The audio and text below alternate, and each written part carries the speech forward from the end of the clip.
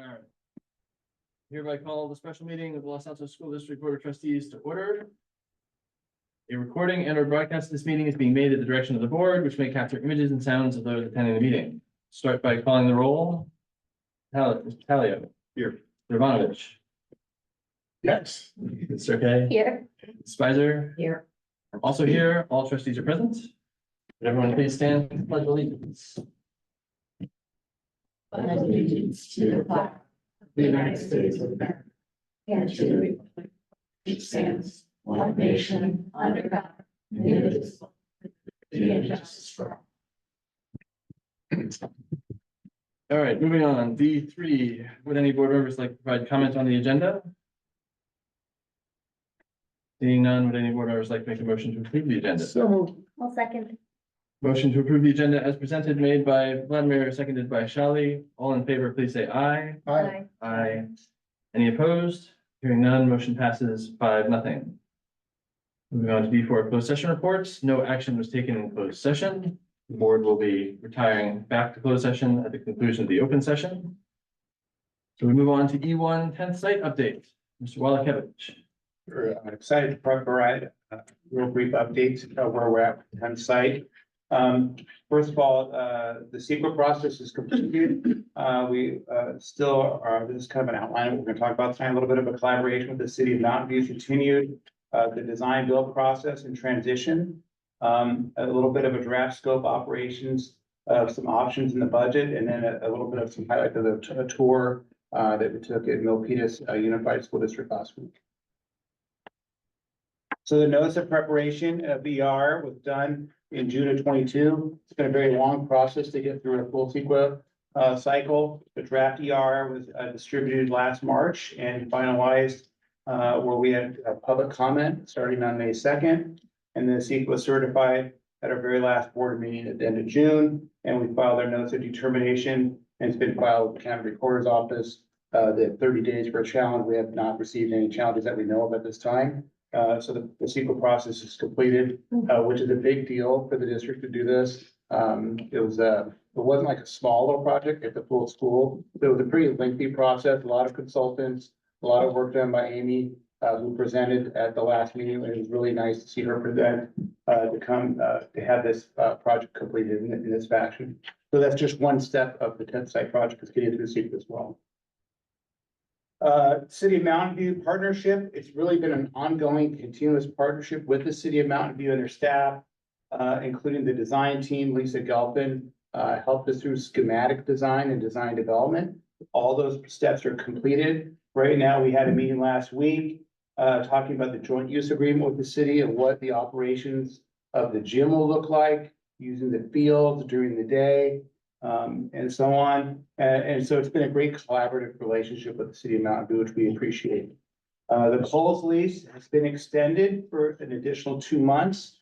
The Kohl's lease was going to terminate in January. Working with our design team and our design build entity, we felt like we could give them an extra 2 days. Actually, Kohl's asked for those extra 2 months.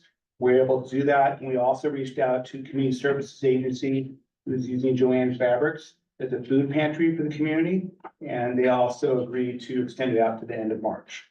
So we'll be bringing those agreements to the board in August.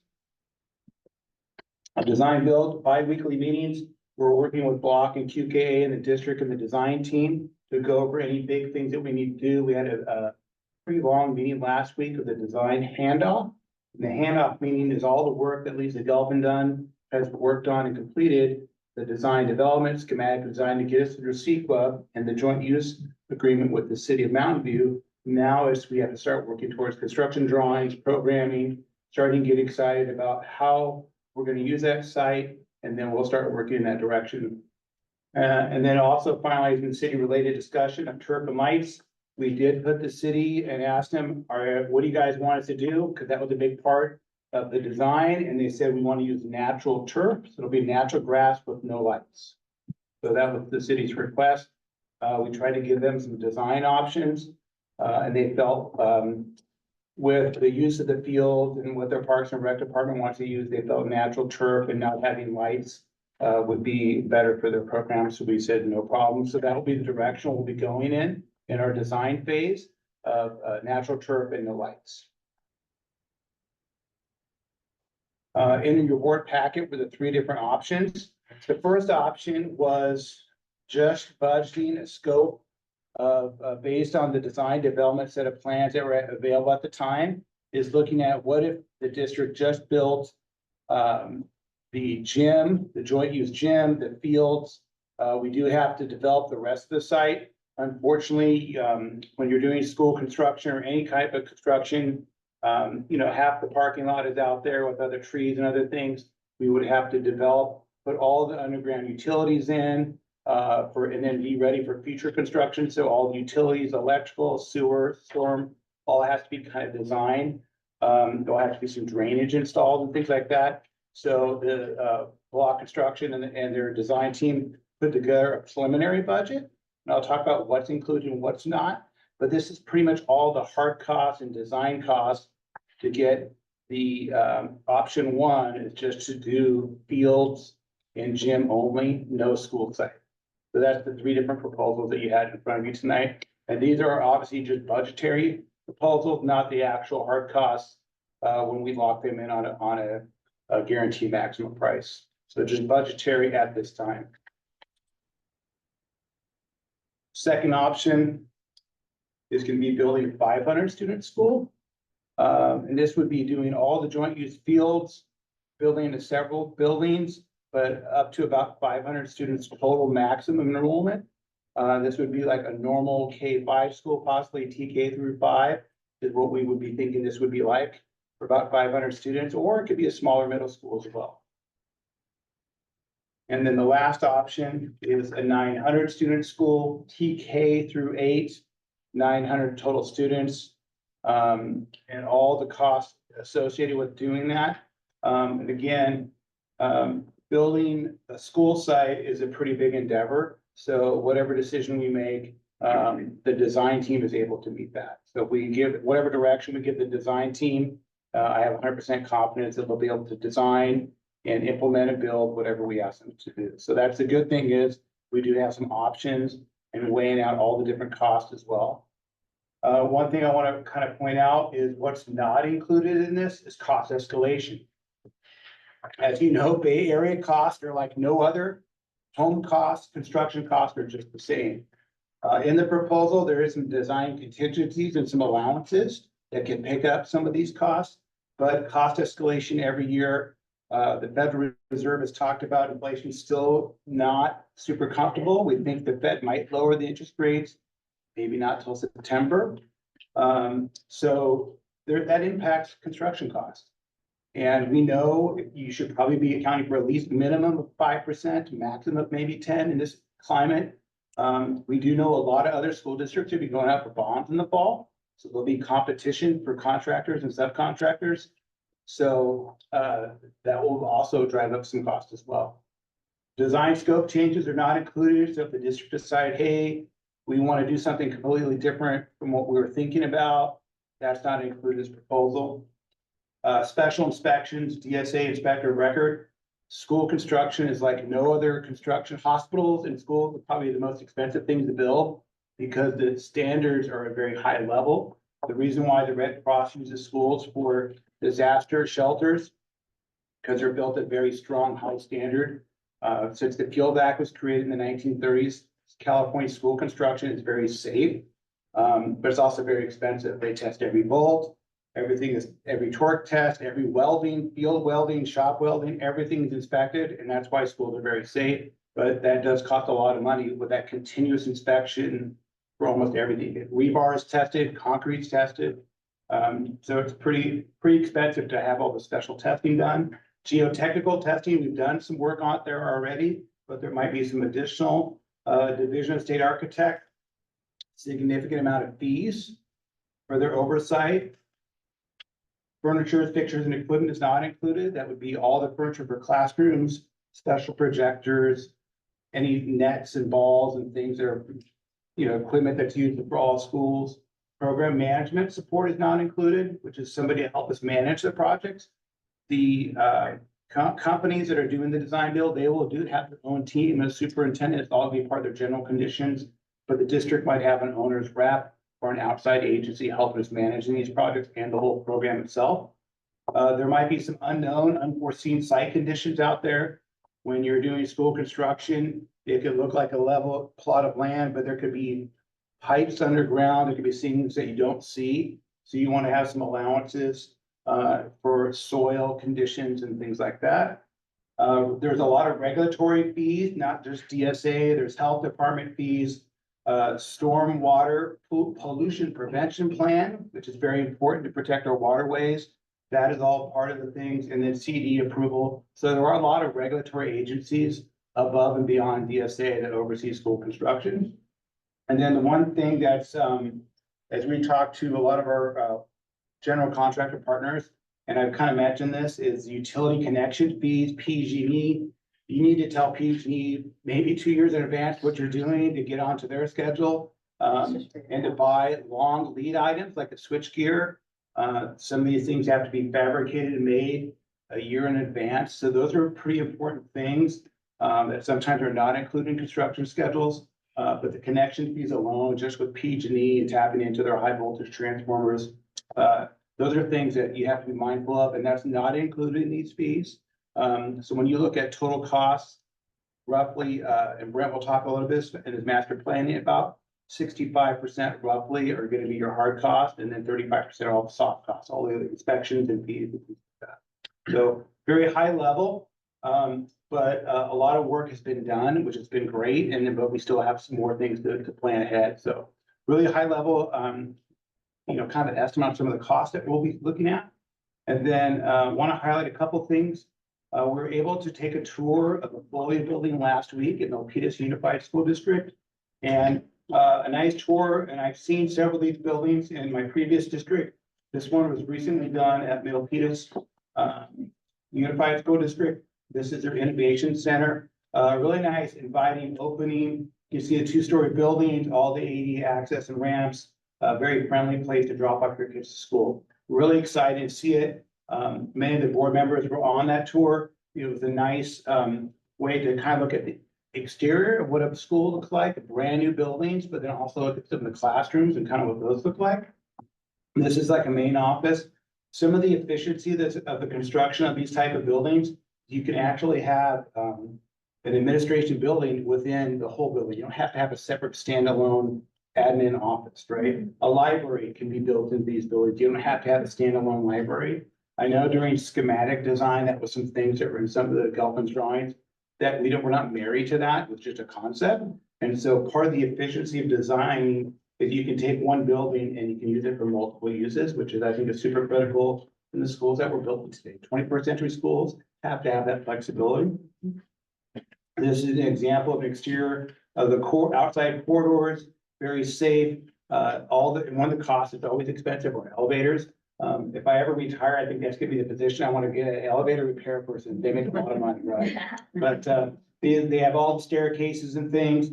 There's a lot of CDE requirements at that lower grade. I believe the architects in the house could tell me, I think it's K-3 has to be below on the first floor, and then upper grades can be on the higher floors. So when you're designing a school, you have to be mindful of what grade levels you have as well, and how do you utilize 2-story buildings. You can see a very nice quad central to this area. Milpitas has really done, this will be, I think they've done 3 buildings. This is the last of the 3 buildings they've been working on. But they have their district offices there. They have adult ed. They have some of their other programs. Their community school programs are there.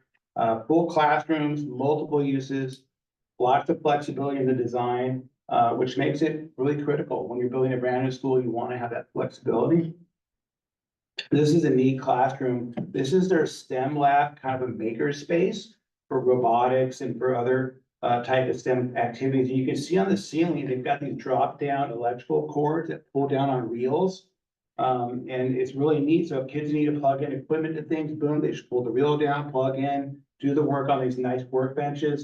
And you can see the lighting, the high level ceilings, really natural light coming in, also on the higher windows. If you look at some of our schools, they're kind of built like this. They are stick built, but we do have those high windows, which brings in that natural light, which is super important. They have these open windows and sliding doors in some of the rooms. Great ventilation.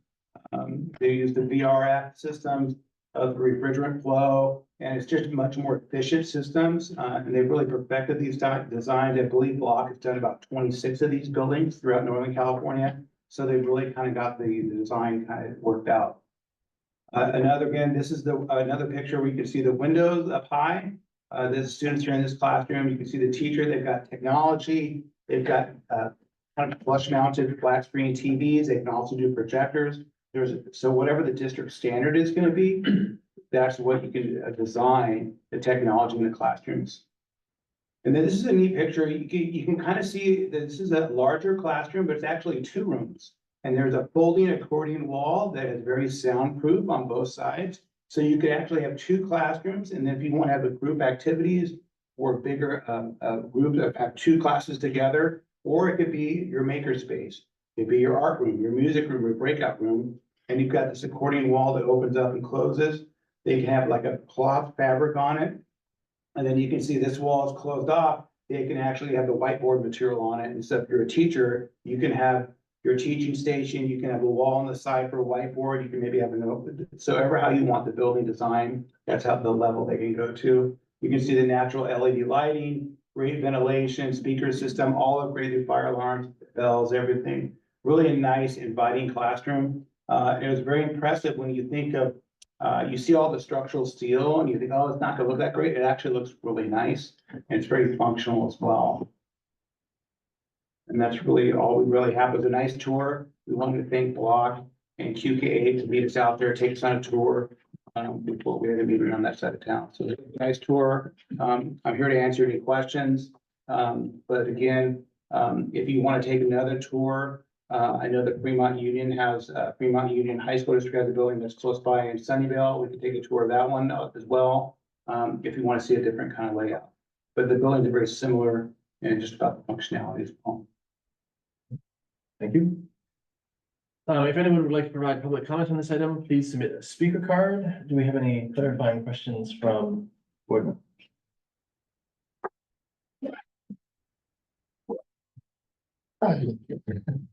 Okay, we have no requests for public comment, it sounds like. Is there any further discussion?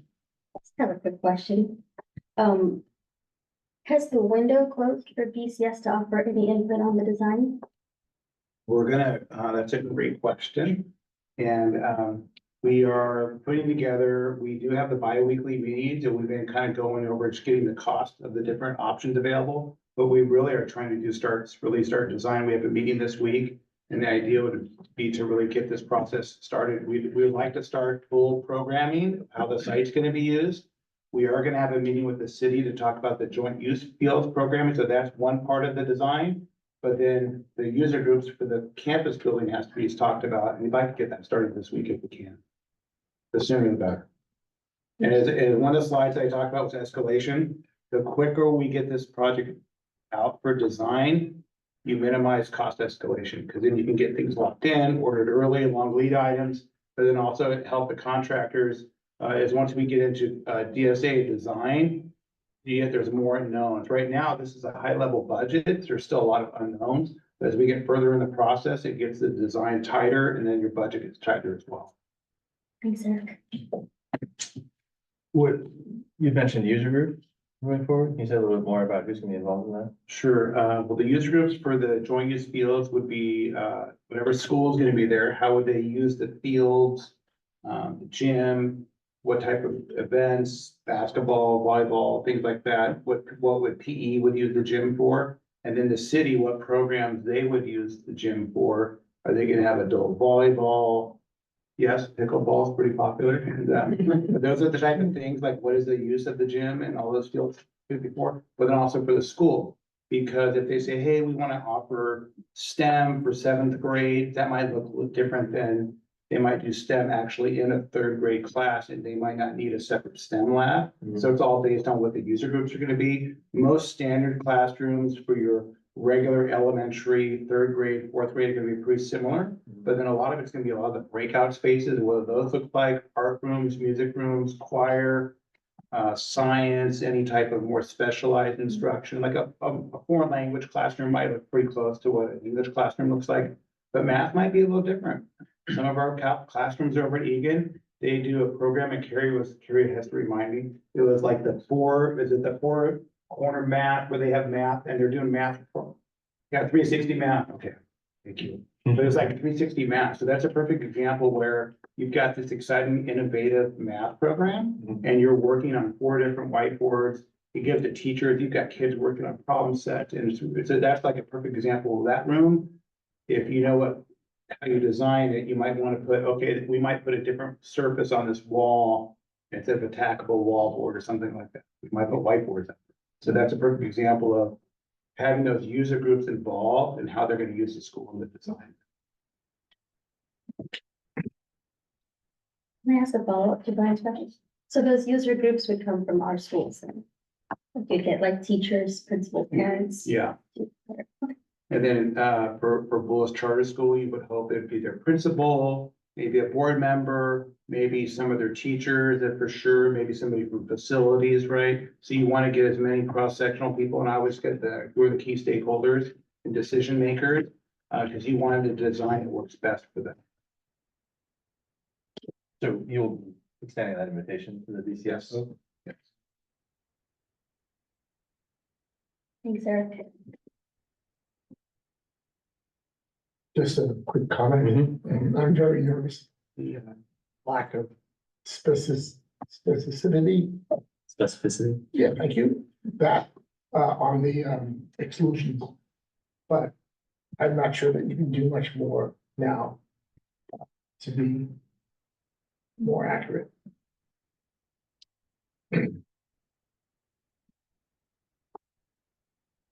Okay. Any further comments or discussion? Any further direction you're looking for, Eric, or? Probably not tonight, Okay. but I know there's a lot of other great presentations tonight, and I think it all kind of works together. So it'd be great to hear a little bit more from Brent and from Team Civics about all the other great things that are going on. Okay. All right, in that case, we'll move on to E2, the facilities master plan update. Any good timing? Once again, if anyone would like to make public comment on this item, please submit a speaker. Brent is here tonight from CEW Architects to kind of give you an update on the facility master plan. And we try to make sure some of the budgetary numbers that we're using here on the different options, that we're able to kind of pivot a little bit into our master plan and not really have 3 different master plans, but 3 different options of how we fund some of the projects that are going to happen at the other 9 schools. Thanks, Eric. Good evening. Brett McClure with CW Architects. Thanks for having me here again tonight. And we're excited to be here to present sort of the next steps in the process since we met with you. I think my colleague Monique Wood was here in June, kind of presenting the culmination and some of the key projects and starting to, at that point, talking about how sort of what the top priority projects are and how they might fit within a potential, bond program budget. And so I want to do a little bit of a recap and kind of talk about what we've developed since in, the last 2 months. So go to the next slide, please. Oh, right, clear? Oh, great. I can drive. Thank you. Thank you. All right, so agenda recap, the board meeting, real just super briefly, I want to walk through and kind of confirm what we heard from that meeting. We kind of did some tea leaf reading and talked with staff afterwards to get a sense as to what we had understood were confirming sort of priority projects, and then talk about how those might key into some different potential scenarios. As Eric said, it's not about designing 3 different master plans, but it's about taking from the master plan what might fit into different budgeting scenarios. So, excuse me, in the first, when we met with you in June, we kind of just recapped how we got from guiding principles and goals into a list of projects. And we had these project groupings I wanted to sort of reiterate, which was, there was this group A of campus modernizations, there were program improvements, and there were site improvements. Those then translated into specific projects that we had listed here into these 3 different scope groupings that were more specific. And then we identified here which campuses would be in the master plan based on all of our work, what would target for which campuses. And then at that meeting in June, we presented to you, this slide. And I think what I heard the feedback was there's a lot of talk on this slide about which projects are, should move up the list and which ones should, slightly move down the list.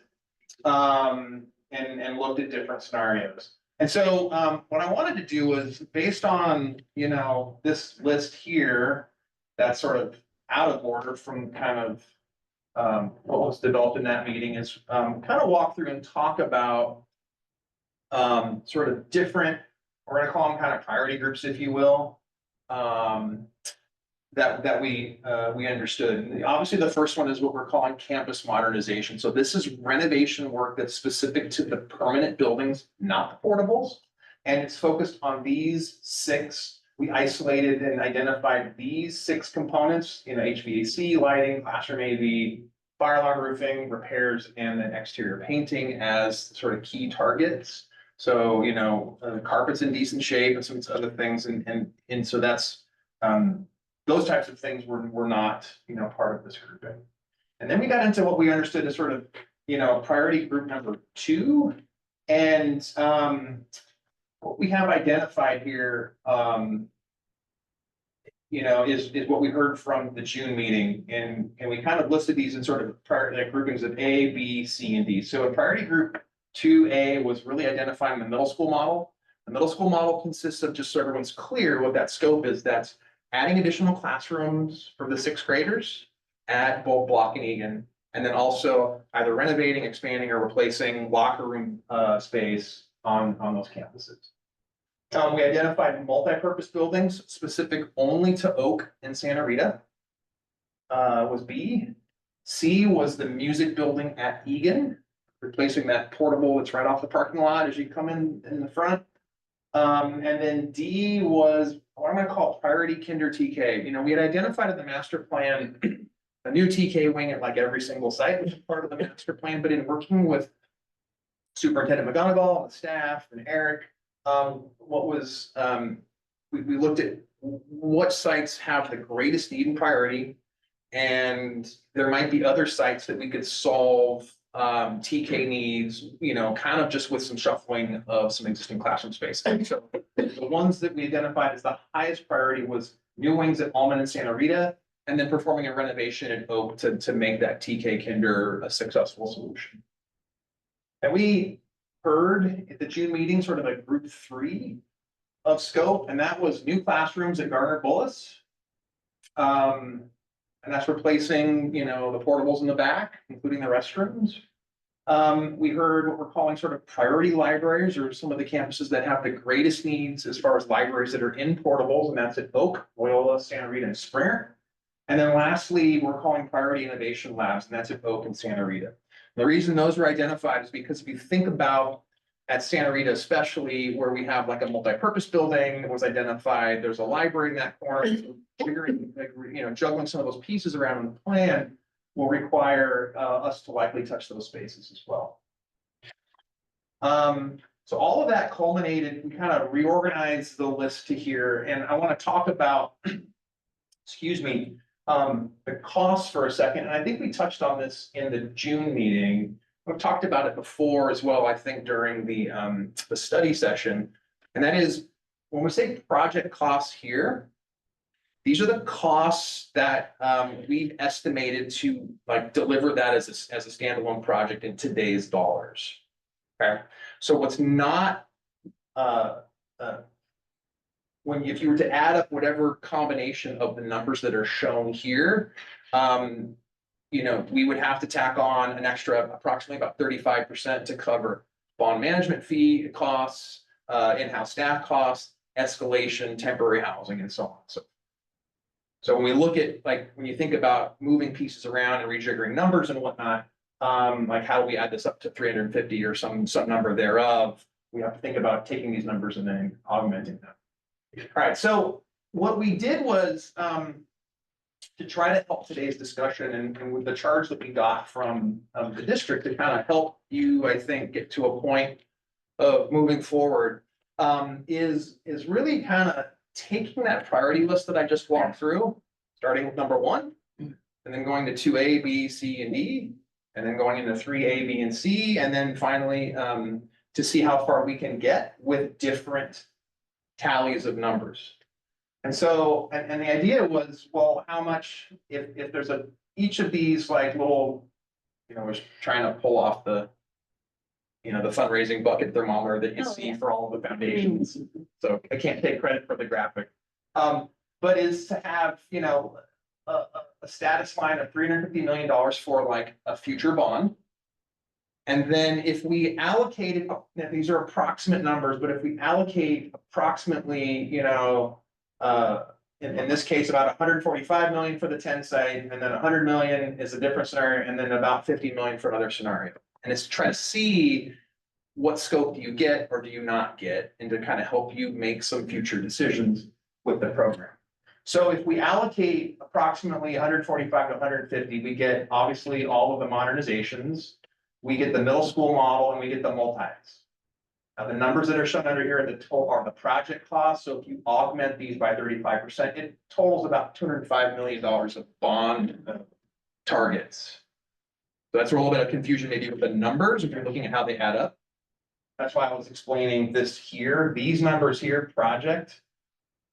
And the challenge here is that we're taking a total program and projects, and they want to scale it up to a bond program, but then slice and dice what we take in and take out. And so there's going to be a lot of flexibility as we move back and forth on this.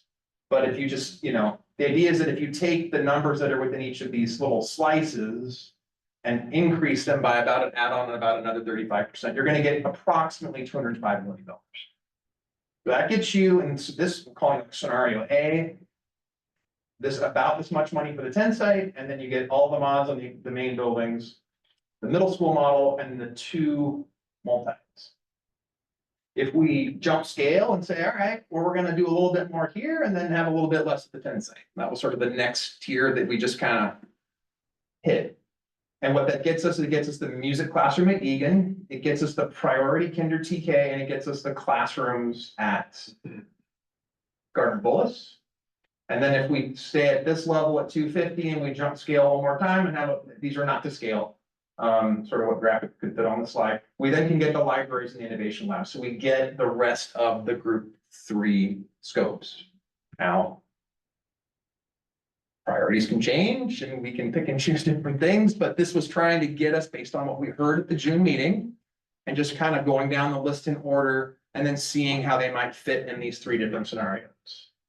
And that concludes our update.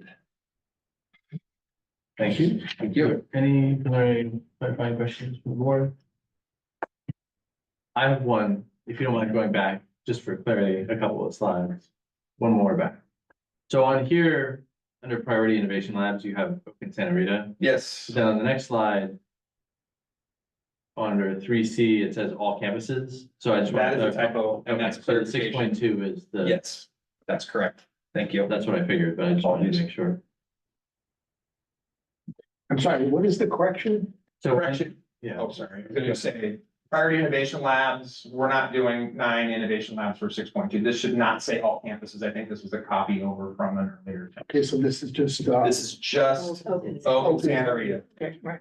and we can make that revision and resend it. Would there be work, it's a question for you, on across like the other campuses for innovation labs, like somewhere down the lane, or that's just out of the scope of what we're Well, I talking think about? it's, and I almost said this when you were done, this is an important reminder that the total needs were 700 million, 800 million, where did we It land, was right? just about 700 million. So yes, they were on that Right, right. general need. I think all of our elementary schools except one really has, could use a more Right. updated innovation lab. Yeah. Okay. Any other questions? Not seeing any questions. Do we have any requests for public comment? Okay, not seeing any there. Further board discussion? Further comment? Mhm. I like this slide a lot, thank you, Yeah, it's very clear. And thank you for taking, Visualize it. yeah. Yeah. Really, thank you for taking all of our comments at the study section. Yeah, Monique came back and we debriefed because we were trading vacations in the hallways, I felt like, but when we touched in, I was recapping and she had her notes out. And like, okay, we're gonna go with this. She's like, I'm pretty sure in talking with Sandra, this is where we landed. So I'm glad to see that we're pretty close. We got it. I just want to emphasize, during that, having done master plans before, it's very common to have maybe double or triple the amount of needs, Sure. but the funding available is very limited. So I think that's very common, and every school district has done pretty comprehensive master plans. You'll see that where they might have $700, $800 million in needs, but the funding capacity, which we have our bond counsel and financial advisors here, they'll tell you you're very limited on what you can get, from our financial needs. So that's a normal thing to happen. Ask another question. So Eric, in your presentation, you had said that our second option was a 500 student school, which would have been a TK through 5. Aside any other school being there, are you thinking that option would be with combined with the middle school model? Is that what you were thinking? I think it gives us some flexibility to decide what we want to do. So if we want to do just a middle school only at the Thames site, that would be the 500, it'd be like a 500 student middle school. Okay, Yeah, or we could do a TK through 500 student school. but then where would the 6th grade? That would be, that's what I'm Yeah. saying, like, I think that would be Sure. that plus the middle school model, I think is what. Like I said, barring any other school being. Well, I'll offer some comments of my own. So thank you for all this work. I think it makes a lot of sense. I mean, personally, I'm comfortable with these priorities. I think they make a lot of sense to me, and the sequencing as money is available. I have no second guessing or anything. Like, I think it broadly makes sense. Not that we try not to micromanage, but like, just from a feedback perspective, it seems very defensible and logical, the sequencing here. So I appreciate all of that. So yeah, I mean, it feels like, so Eric, I don't know if you sort of did this consciously. It does feel like the 3 options that you presented for the 10 site fit into these 3 spaces, right? Once you gross it up for soft costs and everything. So, I mean, to me, that sort of seems like the question. Exactly. Given that, it's hard for me to see us doing sort of the first one on the left here and building out 900 students without some sort of agreement or broader win-win with BCS, right? Like, it's hard for me to, looking at what we would get by doing the middle option. Seems sort of more valuable than sort of building out space in a contentious environment rather than cooperative.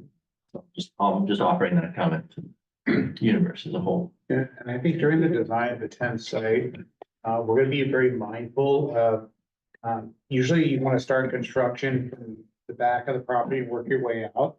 But we are gonna be mindful of having, if we do, whatever decision is made, that we have some flexibility. If we wanted to build 500 student school now, that there's gonna be some flexibility in the design process that we can build add-on later on. So that's why some of the initial numbers, you're gonna have to run all your underground utilities eventually to get whatever we decide to do out there. So you might have electrical that's gonna feed a building stuffed up underground in a box or whatever, but you're still gonna have to have all that original infrastructure and all the underground utilities. That all has to kind of be done at least at the very beginning.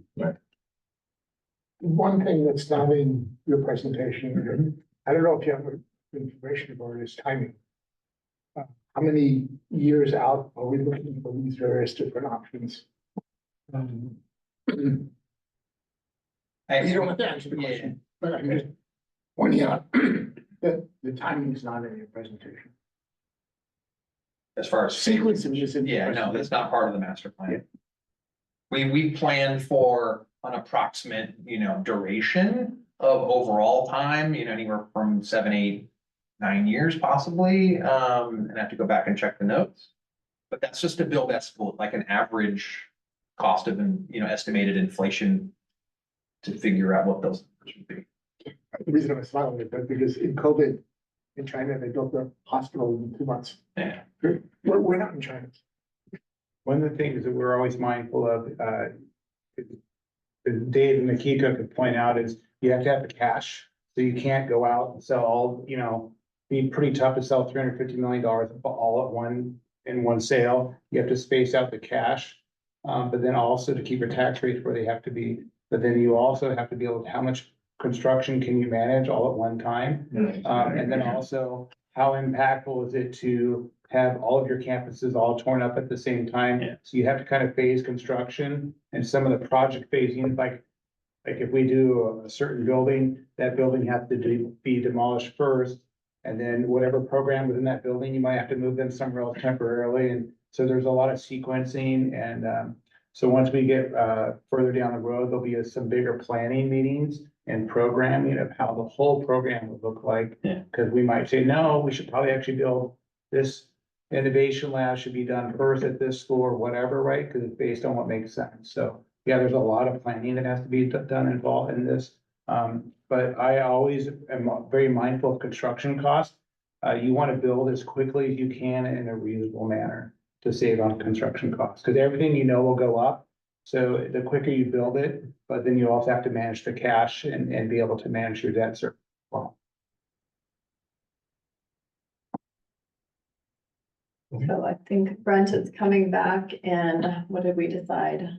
Late August, I think, 21st or whatever that Yeah. August meeting is. August 18th. August 19th. To come back with a draft facilities master plan for you. So tonight's 3 agenda items are kind of unique. Brian, you pointed out, wow, this kind of goes with the first item. Yes, that was intentional. And we have our 3rd item here and our super team here to talk about the polling update to see what the pulse of the community around our bond, around constructing a new school. So you're going to get that input in just a moment. But ultimately, we want to be able to move forward in order for Brent and Architects to finish up their master plan. It would be great to have we want option 1, we want option 2, we want option 3, so we can really clarify that in the facilities master plan, that we can get that clarified for should you choose to go out for a bond and make that declaration at your next meeting. Like all of those pieces we want in line. So tonight was about giving you as much information as possible in order to make that decision. Thank you. Thank you. Thanks so much. Thank you. Brent. All right, so we'll move on to 3. Bond survey. All right. Thank you, Jessica and Jeremy. And I do want to note, you might have a slightly different version. Did we think that that's true? It might be just some slides in different order. We will update after this meeting, update this presentation that you're going to see, but there were some last minute shenanigans happening on Friday. What whose fault that was. Phenomenal agenda planning, by the way, Sandra. This is just like a novel Right? unwinding. Thanks for having us, Jeremy Hauser, partner with Team Civics.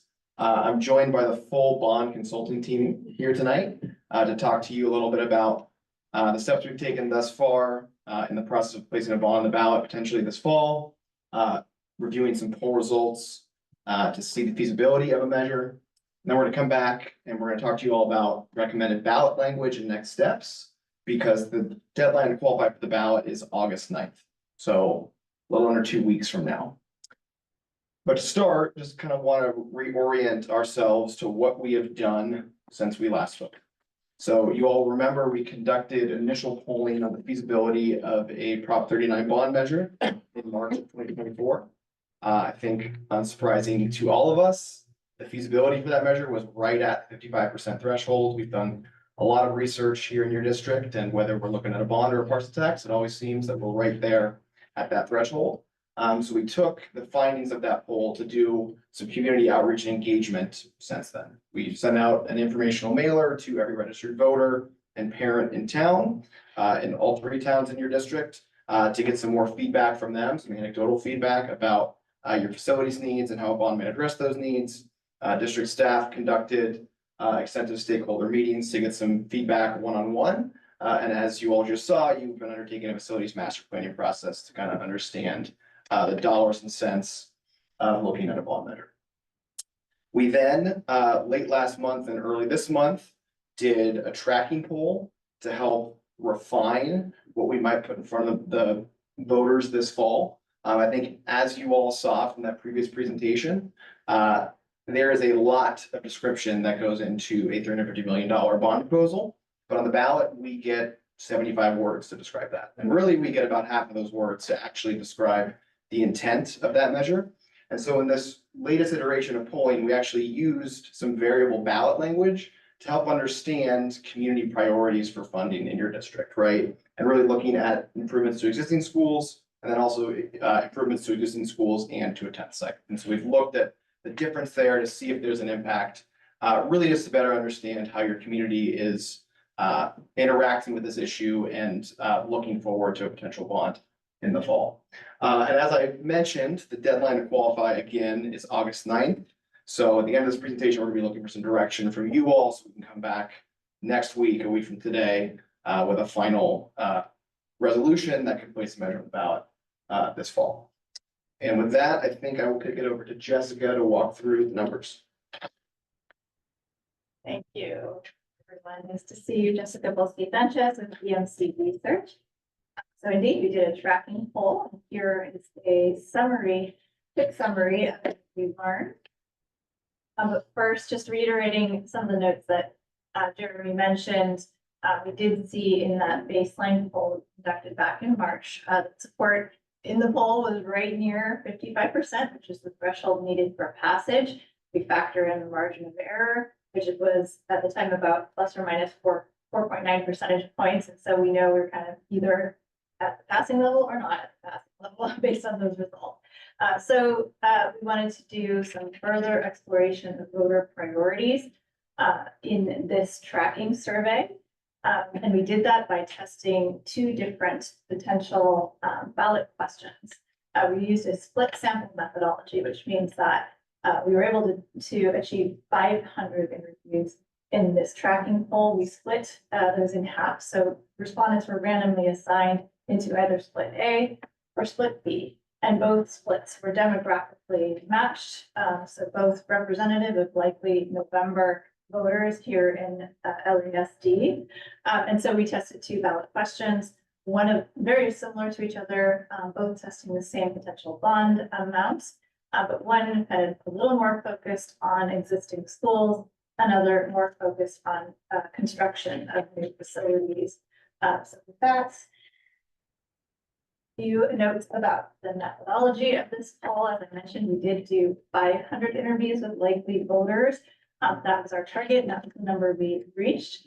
We did that using a mixed mode methodology, incorporating live telephone calls along with online responses to email and web and text invitation. So we did conduct these interviews between June and July, late June and July. And as I mentioned, split sample methodology, we have 250 interviews in each split. So the margin of error when looking at the results in those splits is larger because it's a smaller sample size. When looking at each split, the margin of error is plus or minus 6.2 percentage points. This survey was available in both English and Chinese languages. And of course, we will share the comparison to past survey results throughout the presentation. This slide just really summarizes the prior research that we've done here. School district. Some key findings, and I'll share a little bit more detail on this. We have been asking voters about how they feel about the economic future in the area. We've seen a slight decline in economic confidence compared to March survey. I'll share that shortly. We see fewer than half of voters say that they've heard or seen something recently about the district. That's a slight drop compared to what we learned in March. Among those who have heard or seen something recently about the district, many are mentioning potential bond measure. Support for a bond measure that's focused on existing schools in this poll falls short of the 55% passage threshold. That happens throughout the poll. while the measure that we tested that mentions constructed facilities just meets the passage threshold today. So when we put those two samples together and look at the overall results, we do see support just shy of the 55% threshold. We also see information about the need for and the benefits of a potential measure does help solidify support a little bit. Messages that are about the need to update and modernize aging school facilities and about the accountability features of a bond measure. These are particularly helpful pieces of information. We also see that support drops when respondents are presented with potential opposition statements. So that demonstrates some further vulnerability of the measure. So we'll take you through a few of the tracking questions. This first one, not really having to do with schools or education, but how do voters feel about economic conditions? So thinking about the future, how do you expect economic conditions to be 6 months from now, better or worse? And as you see, we've been asking this over time. We see today 35% anticipate better economic conditions 6 months from now, 17% anticipate worse, 48% think about the same. It's just a slight dip in confidence compared to what we saw back in March of this year.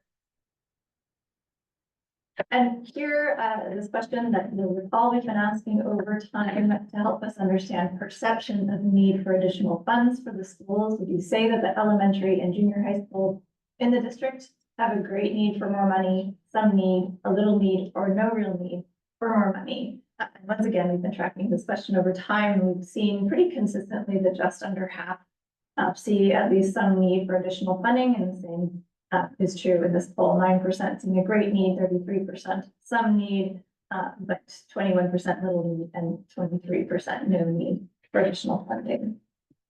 And once again, we asked voters to grade the district schools. So students are often given grades of A, B, C, D, and F to denote the quality of their work.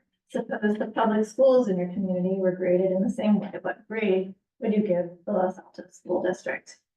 Over time, and once again in this poll, we overwhelmingly see that most voters grade the district with an A or a B. You see some slight softening in this poll compared to the March 2020 results. Not dramatic softening, just some slight increases, really in the portion of giving the district a C. And here is the recent awareness question. Have you heard or seen anything recently about the school district? In March, more than half said that they had heard at least a little bit recently. We now see 42% say that they've heard a lot or a little recently about the district. Among that 42% who have heard or seen something recently, we asked, what have you seen or heard? And that's an open-ended question that we've coded into categories here so that we could tell you the results and compare them with what we saw back in March. Some pretty substantial changes in what people are mentioning. A lot more voters this time around are mentioning something about the bond measure than what we saw back in March. The next couple of slides are a couple more tracking questions that help us keep tabs on how voters are feeling about taxes broadly.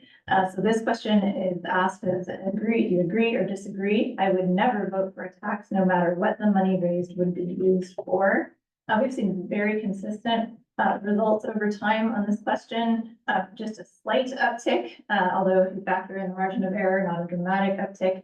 And the portion who agree with that statement, the vast majority, 75%, still disagree that they would never vote for a tax. And this one, do you agree or disagree maintaining the quality of our schools should be a top priority, even if it means raising taxes? Here you see the vast majority agree, 72% agree with that statement, only 26% disagree. You have a little bit more intensity behind this sentiment back in March, but still the vast majority agree that it's worthwhile to maintain high quality schools, even if it means raising taxes. And then lastly, do you agree or disagree? I trust the Los Altos School District to properly manage tax dollars. A majority still agree with that statement, 62%. 36% this time around say they disagree. So a little bit of a softening in trust compared to the March 2024 survey. All right, moving on to a potential bond measure. So as you know, in the poll, what we do is we present a potential 75-word ballot question. And here, using the split sample methodology, we're showing the version that was presented to those in split A and split B, both on the same slide. And you can see the slight differences in wording between these two ballot questions, a little bit bolded. So whereas on the left, those in split A heard to upgrade existing neighborhood school, enhance science, technology, engineering, and math classrooms and labs, fix leaky roofs and windows, improve traffic safety around schools, update aging heating, cooling, plumbing, and improve accessibility for students with disabilities. Shall the district's measure be adopted? With the rest of it, a $350 million bond. And then on the right-hand side, those in split B heard to upgrade neighborhood schools, enhance STEM classrooms and labs, fix leaky roofs and windows, improve traffic safety around schools, update aging, heating, cooling, plumbing, and construct facilities needed to restore small neighborhood schools. Shall the district measure be adopted? So you can see very similar but slightly different versions of a potential ballot question. And when we ask if the election were held today, would you vote yes or no? Those who heard the version on the left, the split A, support is at 45% plus another 3% initially undecided. But when prompted, they do lean toward yes, a total of 48% yes for that version.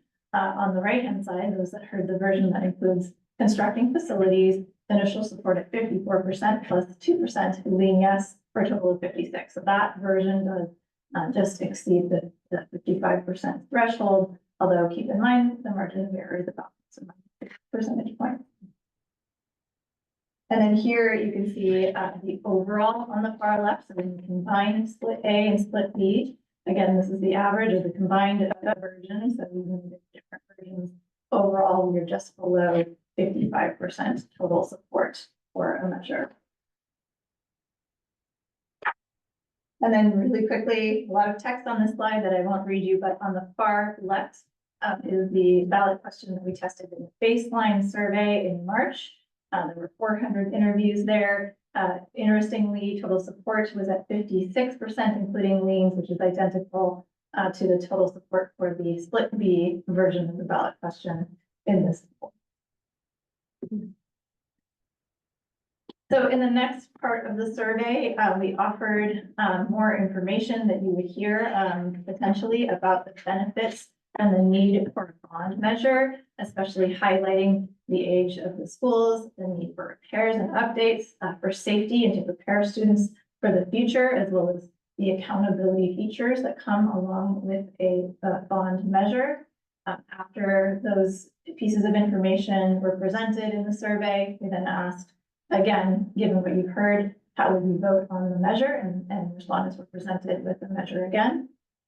And then we offered some things you might hear from an opponent of the measure. So highlighting that this isn't a good time for a bond measure because it's going to have a financial impact on struggling families, and suggesting that the funds aren't needed for the schools. So after that, we once again asked a third time in the survey, given everything you've heard, how would you vote for this potential measure? So the next few slides summarize the vote progression over the course of the survey. Starting on the left-hand side, this is overall with the two splits combined. On the left-hand side, you saw the overall total yes at 52% initially, 43% no. With additional information, we do see support increase to 55% right on the threshold for passage. But then opposition messages decrease support again, down to 48% yes and 50% no. And you can see a summary of how that contrasts or compares to what we saw in the baseline, the vote progression, starting at 56% yes, after additional information up to 58% yes, and then after opposition down to 53% yes. So here are the vote progression for split A. This is among respondents who were presented with the version of the ballot question that was more focused on existing facilities. You can see here, we did start with a lower level of support at 48%. It grows to 51% with information about the benefits and need, and then drops down to 45% after opposition statement. And then finally, for those who heard the version of the ballot question that mentioned constructing facilities, the progression actually looks quite similar to the progression from the baseline survey in March, starting at 56% total yes, moving to 59% yes with information about the need and benefits, and then dropping to 50% yes after opposition statements. So putting all of this together, a few notes in conclusion and all of the additional questions from you. Voters do continue to prioritize maintaining high quality local public schools, and they continue to rate the district schools very positively. A slight dip in economic confidence shown in these poll results accompanies very modest increases in tax sensitivity that we're seeing here as well as elsewhere across the state. Overall, when we look at both of the splits combined, we do see support for a bond measure initially is below the 55% threshold in this poll. However, we do see that support increases with additional information about the need. And voters who were presented with the version of the ballot question that specifically mentions constructing facilities to restore small neighborhood schools support the measure above the threshold in the poll. So these results do imply to us that voters prioritize maintaining small neighborhood schools. We expect that the construction of a new campus will be a part of any bond program. We also want to be mindful the messages are damaging in the poll, demonstrating some significant vulnerability. So we think that reassurances are needed about the accountability features of a bond and that the funds will address voter priorities around updating schools to ensure students are prepared for the future. That takes us to back to Jeremy, and then I'll be happy to answer any questions.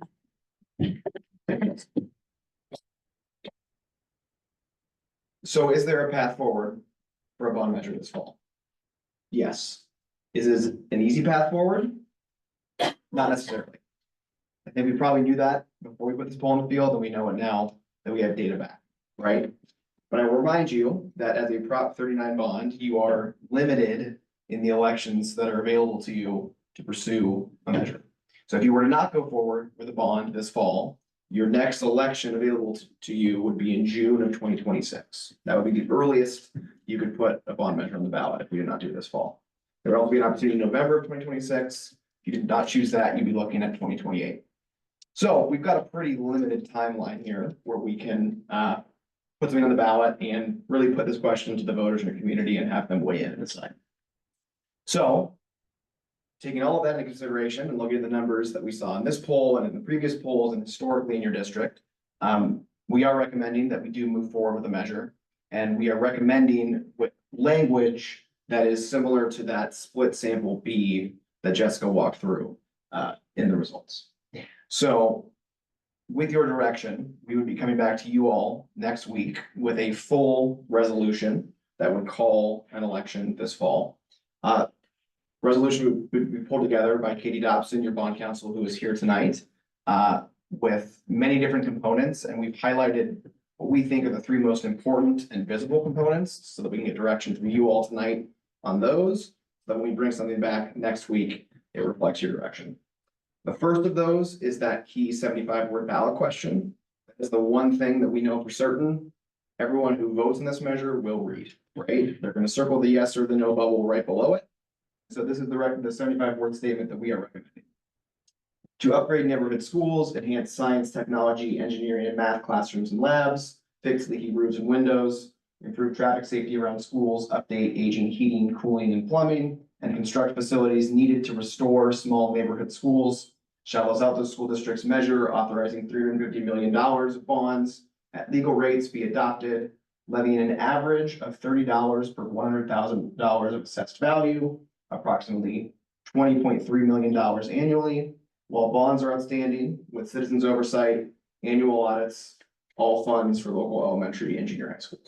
And that is right at 75 words. It includes all the legally compliant language that we need to put in our proposal. And it highlights the funding priorities that your voters told us were the most important to them. Also included in your board packet is the more detailed project list. We encourage you to take a look at that and give us any direction you have on that. Again, we're limited to 75 words in the ballot question, but voters will have access to the project list in the full text of the measure that is mailed in the voter information guide, mailed to all voters. So they will be able to see the full proposal that will not be word limited. And that is where the full details of uses of funds will be spelled out. And then finally, we've included a tax rate statement that again will be included in the voter pamphlet. It explains the underlying tax assumptions needed to generate that $350 million bonding capacity. And again, we're recommending that you pursue the maximum you can, which for an elementary district is $30 per 100,000 assessed. So that is why that $350 million number really exists. It is the most that you can generate with your tax base. Any questions about that? And then to wrap it all up in a nice bow, again, tonight, we're getting direction from you all on next steps. Assuming we do get direction to move forward, we would come back next Monday with a resolution that includes all the language we walked through and additional language. The 9th, that Friday, is the deadline to qualify for the ballot, which means that resolution would need to be delivered to the county registrar of voters before Friday in order to qualify for the ballot. After that, there would be ballot arguments in favor and against the measure due on August 13th. Assuming there are arguments for and against, there would also be rebuttals to those arguments. Those are due on the 20th. Ballots mail on October 7th, and then election day is November 5th. So with all of that, I think any of us on the bond team are happy to answer any questions you might have. Thank you very much. Any clarifying questions from board members? Any requests for public comment? Any further discussion? Okay. I have a question. So one of the things, looking at the vote progressions, one of the things that struck me looking at it tonight was that the split B vote progression had the biggest drop from sort of initial to after negative of 6. It looked like everything else sort of softened by 3. So it occurred to me to sort of wonder, I see the recommendation is basically the split B terminology, but did you think about going back to the March text? Because I just sort of wonder whether one possible interpretation of this data is that the March text is actually the best of the 3. So I don't know if you have any thoughts about that or comments on it. Tell me if you disagree. I think if we tested the March language today, and by today I mean in this poll from a few weeks ago, I think we probably wouldn't see dissimilar numbers. Sure. I think the difference between those two polls is really about the snapshot in time and the context in which they were taken. So I think we would see that. And we can't tell you for certain. I don't know if you have a different answer or different interpretation, but that's kind of what my gut tells me. Yeah. Oh, sorry. No, that's right. Do you have any idea of who the most variable demographic or voter is? Like, there's the people who are always gonna vote yes, no matter what information you give them, they're still gonna vote yes. But then like a drop of 9 points or a drop of something else after you give them additional information, or after they get negative messaging, like who's the most vulnerable demographic? Like, I'm thinking that's who we really need to focus on. Yeah, I mean, that's a great question, and it's an analysis we've been talking about and tossing around together, and so we're gonna have a complete kind of picture. What's interesting, when we kind of look at the vote progression over the course of the survey, we put voters into 3 categories: those who vote yes every time we ask the question, those who vote yes sometimes but not always, and then those who vote no whenever we ask. We actually get to 55% regardless of which split, and in fact beyond it for split B, if we include people who vote yes at some point.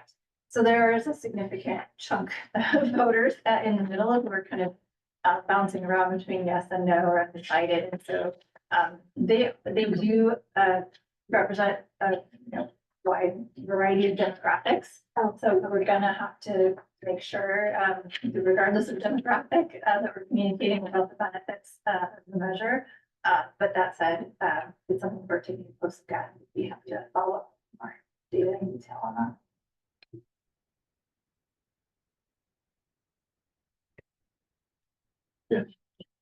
On slide 24, you said that voters expect construction of a new campus to be part of any bond program. What makes you say that? That takeaway, The conclusion slide, sorry, that our numbers are. Yeah. Oh, I think that conclusion is based on consideration of both what we learned in the baseline poll and this poll.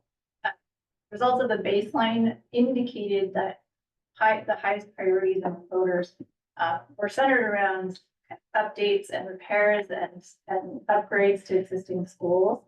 And so we thought, oh gosh, are these existing schools the highest priority? Whereas this poll kind of tells us a little bit of the reverse of that a measure that includes construction of facilities receives higher support.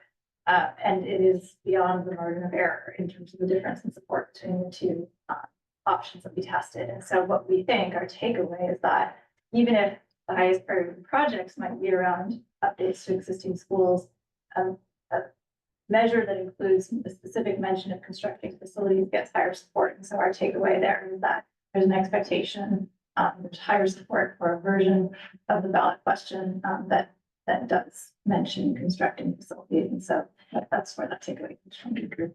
I just want to comment that the ballot statement uses restore.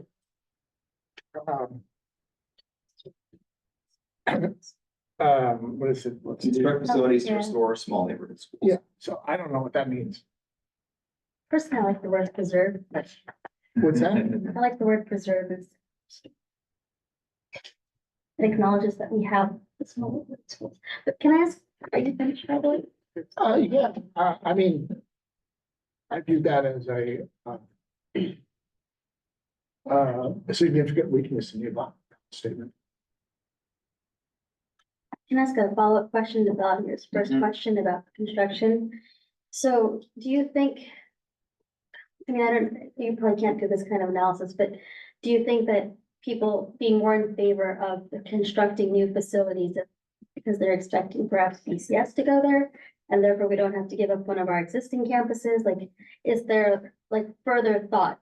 that I don't know if you would be able to answer that. Yeah, I mean, take it with a grain of salt, right? 18% of respondents were parents, 16. So that means the vast majority were not, right? I just think candidly, this is an issue that has been in your community for so long that people have opinions formed on it one way or the other. I think these numbers tell us that if you're going to go forward, you should go forward with an entire package that it holistically addresses facilities needs in your district, right? I think these numbers are pretty clear that there are gonna be vulnerabilities in every approach you take, right? But if we look at those splits, it's not like we're shining in the high 60s, but that split B is consistently a few percentage points ahead of split A. And again, we don't have this level of data from a poll, but our conjecture is that it's because voters know what's going on in your district. They know the biggest facilities needs that you're facing. And they're telling you that if you're going to be making an investment and putting a measure on the ballot at this dollar amount, you should address everything. Okay.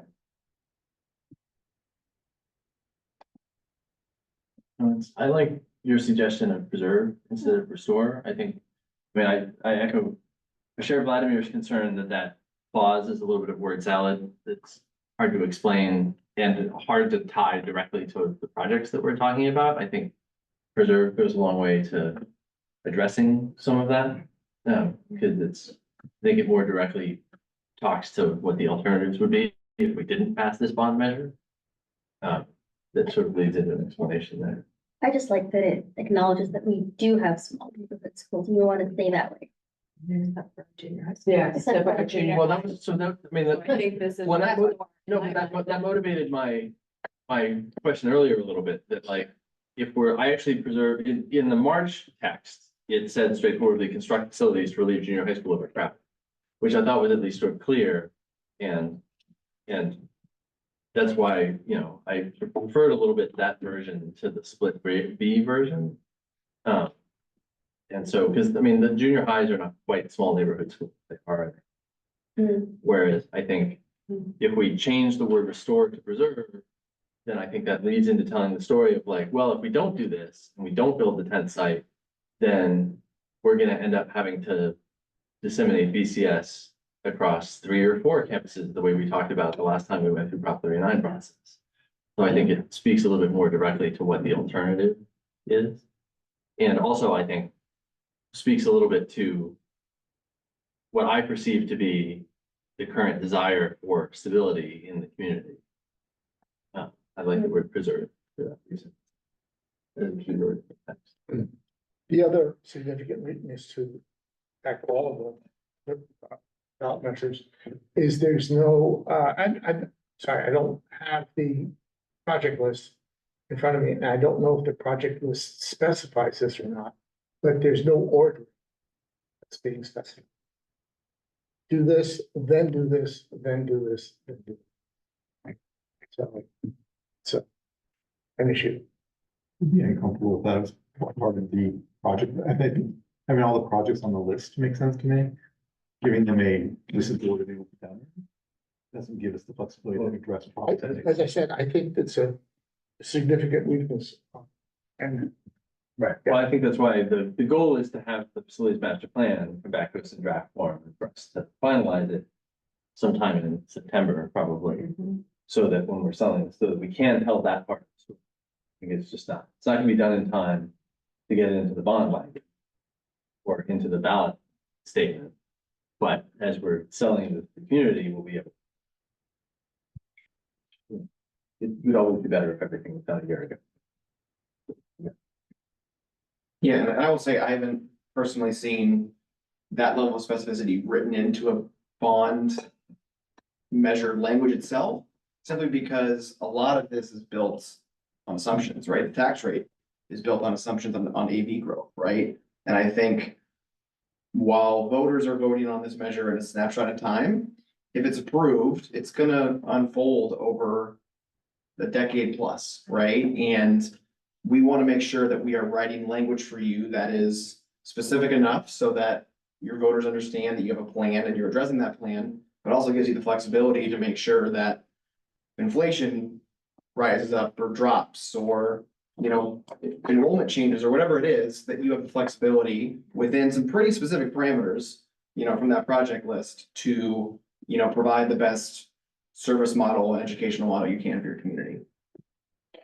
I would offer that most bond offerings like this don't involve BCS.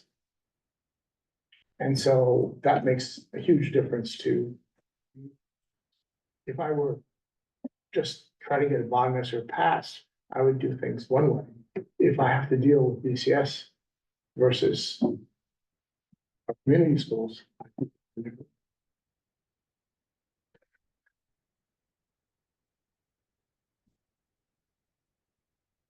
Further questions? I would like to propose just to see if people are on board with this in terms of specific direction, like my preferred ballot measure, 75 words, would basically be the split B version, but I would sort of reset the third word back from neighborhood to aging, because I don't think we have to say neighborhood schools twice, we only have 75 words.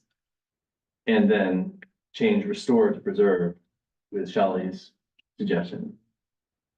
I would agree with that. Just thinking, I mean, Yeah. We'll work with the team. Yeah. I bet we can find a word for you in there too and get aging, but it's in there. We hear your direction. I just don't, no, anyway. Does anybody object to that direction? Or want to Yeah. Any last comments? All right, thank you very much. Thanks for Thank having you us. back next week. Thank you. All right, we're going to now do an open session and take, say, a 5-minute break. and hire back as a closed session. Good times.